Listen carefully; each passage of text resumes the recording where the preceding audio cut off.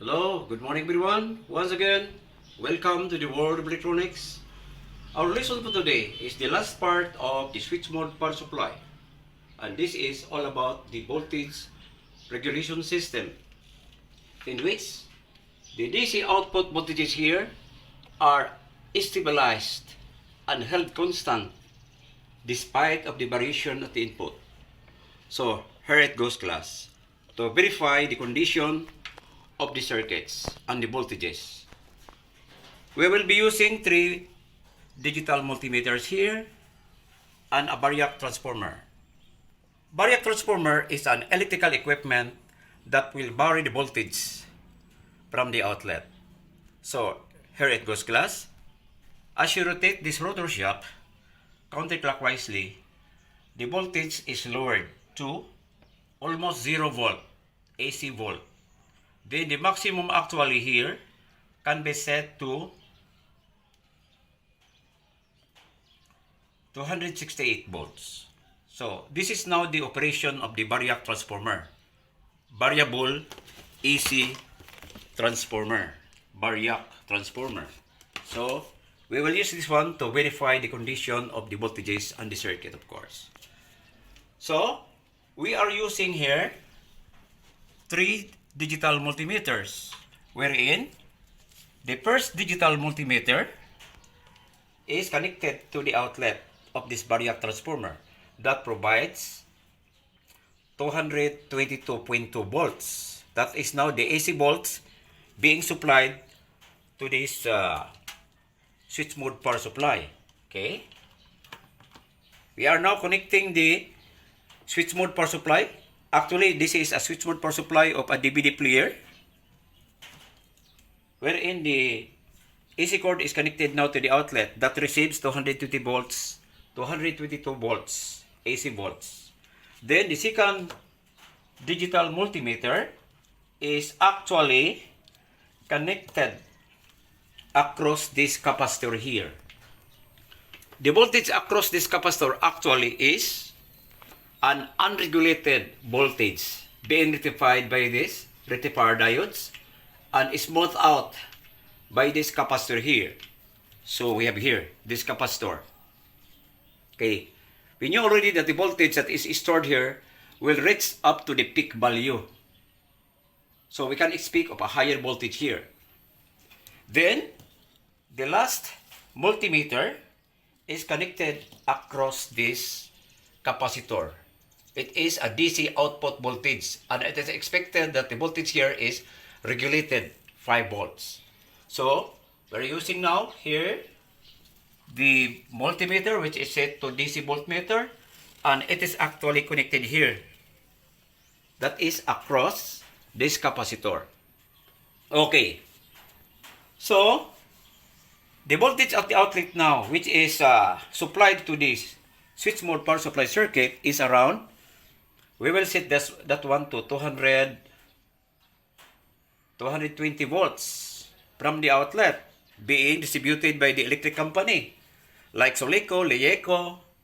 Then the voltage across this capacitor is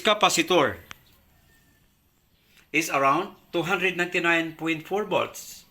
You might be amazed how come it reached to 299 volts or 300 volts. Because this capacitor stores the voltage up to the peak value. However, the voltage at the output being regulated by the voltage regulation system or circuit is now 5 volts. As it is indicated here, it's 5 volts or 5.02 volts. Okay. If we will lower down the voltage here at the outlet, we will set this one to, for example, the voltage lowered down to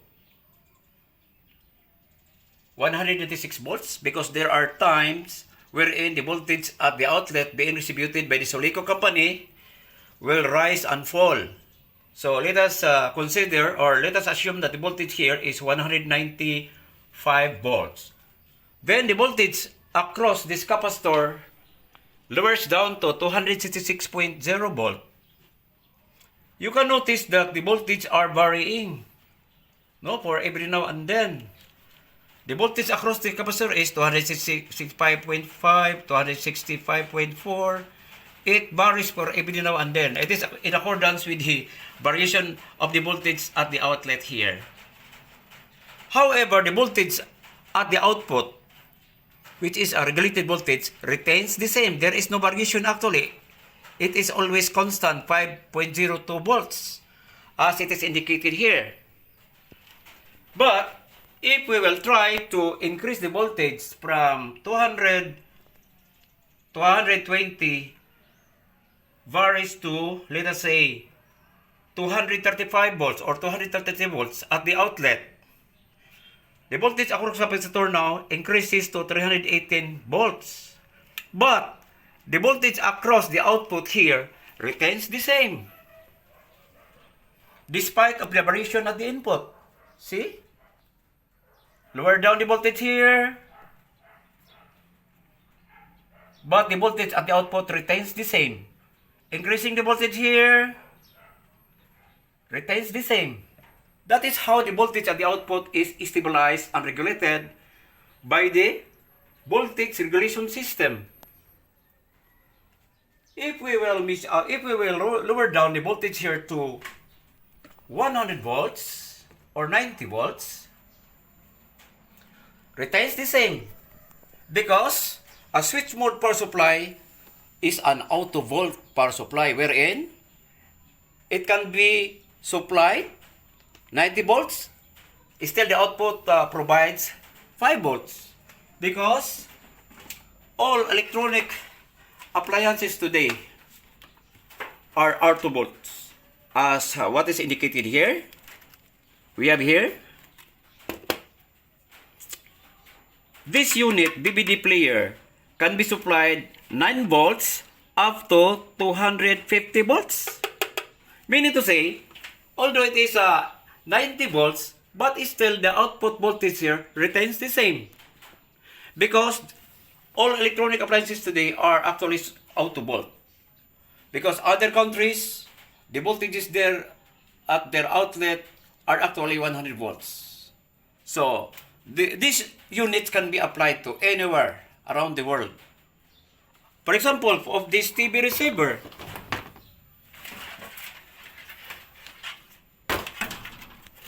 the TV receiver of the Devant LED TV, it is 43 inches, wherein at the back panel, you can read the specification that this TV unit is supplied with 100 volts up to 240 volts with a frequency of 50 to 60 hertz.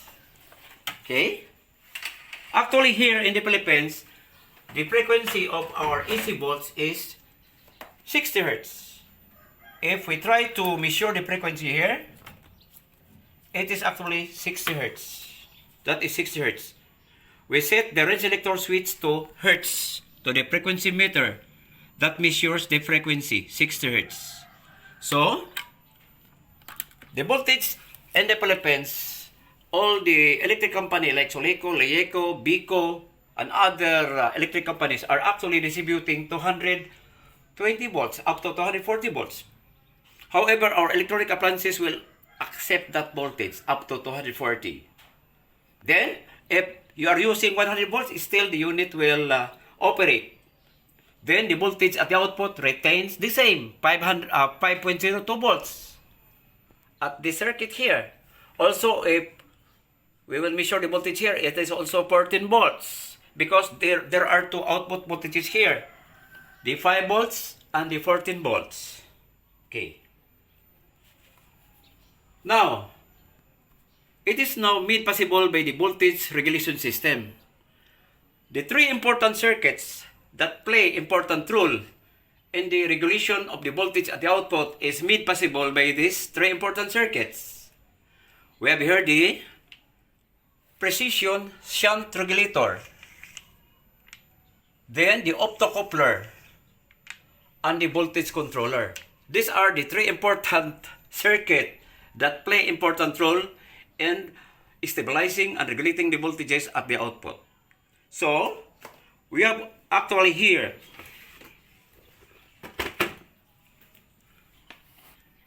it looks like a bipolar transistor or a field effect transistor. We have here actually the precision shunt regulator. But this is not transistor.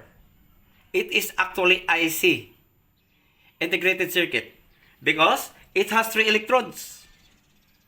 It has 3 electrodes. We have here the actual spare part. It is TL431. It is not a transistor. This is now the reference, the first, then the anode, and the cathode. We have here the actual electrode configuration. TL431, 1, 2, 3. The first terminal is reference. The second at the center is anode. And the last is the cathode. And we have here the symbol actually. Then the internal circuit. But if we are going to search the internal circuit of this TL431, it goes like this. This is actually the actual internal circuit of this component, IC. This is not a transistor, but this is IC, TL431. This is now actually the internal circuit. It is integrated circuit because it is the combination of 2 or more electronic components. There are many transistors and resistors, and we have also capacitors. And we have actually here the output, the cathode, the anode, and the reference correspond to the 3 electrodes here of this spare part. So, actually the measurement is different from the bipolar junction transistor. We will come to that later on. Okay? So, why is it that this TL431 is called shunt? It is precision shunt regulator because it provides precise voltage by sending feedback signal to the optocoupler that will dictate the operation of this voltage controller IC. Then, it is precision. Then why it is called shunt? Because the output voltage here that provides 5 volts DC is just across the shunt regulator. Because the other regulator that we have was a series regulator. It is a series regulator. Okay? It goes like this. Okay.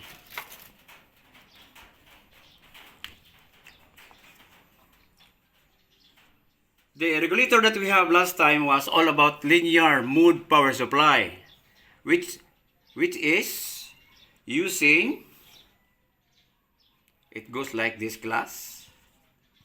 We have here the Zener diode here, connected to the ground here,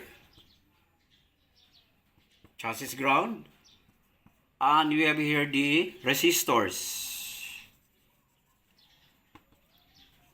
Okay. Actually, this transistor is a regulator which is in series with this output line here. So we call this one a series regulator.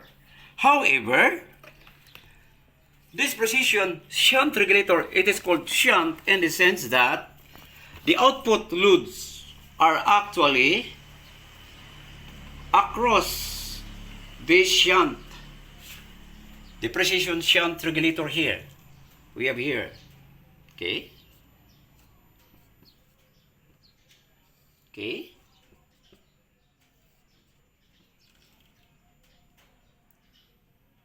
The voltage regulation is actually done to the other circuit.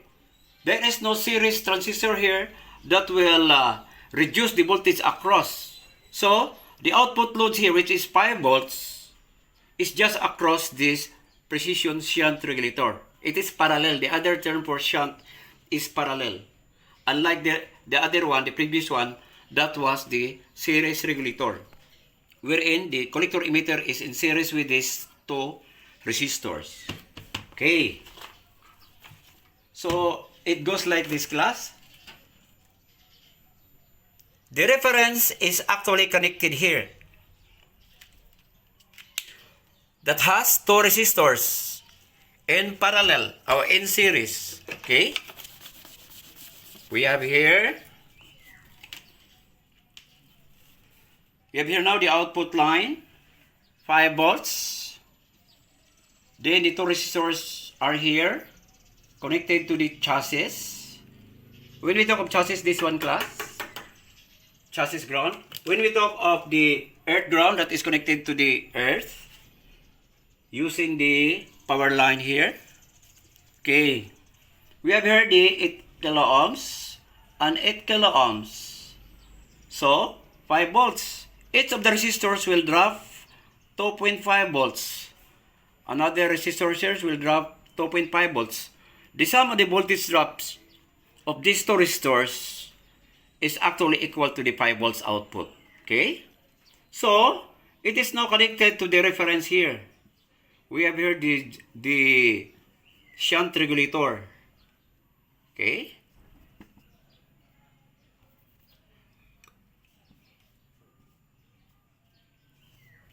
It is actually a Zener diode in symbol. So, but it has 3 terminals. This is not simply a Zener diode, but it is IC. So, we can expect of 2.5 volts here. That will be fed to the reference. The reference here, from this reference terminal to the anode or to the ground, is 2.5 volts. So, it is considered that the voltage is regulated, retains 5 volts. So, 2.5 and 25, 2.5 here. But there are times that the voltage increases. Let us assume that the voltage increases from the outlet. From 220 increases to 228 volts, for example. So, let us assume that the voltage here increases to, let us say, 6 volts. Or 6 volts. It increases to 6 volts because there is an increase at the outlet. From 220 increases to 230, for example. So this is now 3 volts and 3 volts. If the output voltage here is 6 volts, so the voltage drops across the two resistors are 3 volts and 3 volts. So here, the reference voltage now of this precision shunt regulator is 2.5. Then, the voltage here being sensed or detected by the sense circuit of this precision shunt regulator is 3 volts. There is an increase of 0.5. So, that will be compared by the comparator here. Actually, we have here. There is a comparator here of the circuit here. It is compared and there is error. There is an increase of 0.5 actually. Because 2.5, then the voltage here is 3 volts. There is an increase 5 volts, 0.5 volts. So, that since voltage here is compared and amplified. Because there is also an error amplifier here that will amplify the error being detected by the sense circuit here. So, that will be submitted to the optocoupler or to the voltage controller here via optocoupler. It is via optocoupler. So, this diode now is a light emitting diode that receives the feedback signal because there is a change of voltage here. The voltage actually increases to 6 volts. Then, the voltage at this point is 3 volts, which is over the reference voltage here, which is 2.5 only. From this reference terminal to the ground. 2.5 reference. But the detected or sensed voltage from the output here is 0.5 volts. There was an increase of 0.5 volts because 3 volts and 3 volts. 3 volts and 3 volts. So 6 volts. So, we can expect of 0.5 volts difference between the 2.5 here and the 3 volts. So, that is detected after being compared and amplify that error and submit it to the voltage controller via optocoupler. So, what is this optocoupler class? So, we have here the optocoupler. This is now the optocoupler. It has 4 terminals. It has 4 terminals. It is IC actually because it has 2 components, a diode and a phototransistor. Okay, so what is this light emitting diode actually we have here? This is actually the actual optocoupler. There are 4 names of this optocoupler actually class. Aside from optocoupler, it is also an opto-isolator because it isolates the 2 opposite circuits, the cold side and the hot side or the hot circuit. That's why it is also called as opto-isolator. Then photo-isolator or photocoupler. It has 4 names actually. So, why? Because optocoupler is a semiconductor device that transfers the electrical signal here, the feedback signal being provided by this precision shunt regulator. It is transferred to the other circuit using light. They are not actually physically connected. Okay? So let us prove. We have here, if we are going to measure or to verify that there is lead here, it goes like this class. So we will set this one to times 10 ohm range of this analog multimeter. Let us measure if there is internal diode there, here. Okay? The positive side here of the ohm meter actually is connected to the anode here. We have here the anode. No? Okay. Okay, it goes like this class. We have here the symbol, actually the internal circuit of this optocoupler. Okay. Pin number 1 here. So, we can identify that this is pin number 1 because there is dot here. There is dot at this point. Dot. And we have a notch. So, we need to say that this is number 1, this is number 2, this is number 3, and this is number 4. So, if you are going to connect this one here, the pointer deflects. So, we need to say this is now the anode and this is now the cathode. If we will reverse, there is no deflection of pointer because it is reverse bias for the light emitting diode. Also, at the secondary or the opposite side is the 2 terminals of the phototransistor. A phototransistor actually class is an active component which is sensitive to light. When this light emitting diode emits light, so this transistor will be activated. So there is no deflection pointer. There is no actually deflection pointer here. Reverse and opposite polarity. So that is the normal measurement of this optocoupler. Because if it is defective optocoupler, it goes like this class.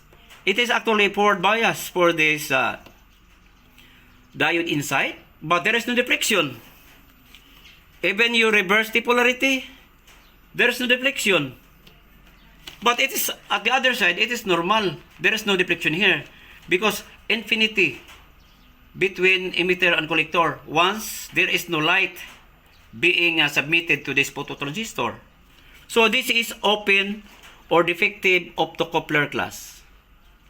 Defective optocoupler because there is no deflection. It is open. You can no longer use this one. This was actually destroyed by the application of higher voltage. The maximum voltage that can be applied here is only 1 volt, 1.1 or 0.9 something volts. No, but if the application of voltage here is higher than 1 volt, so there's a probability that this IC will be ruined or destroyed. No? Okay. So, it goes like this class. So, we will connect. We have here the positive side. And the negative side is over here. Okay.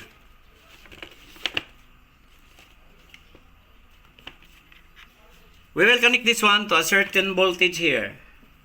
This is now the negative side. and the positive side is over here.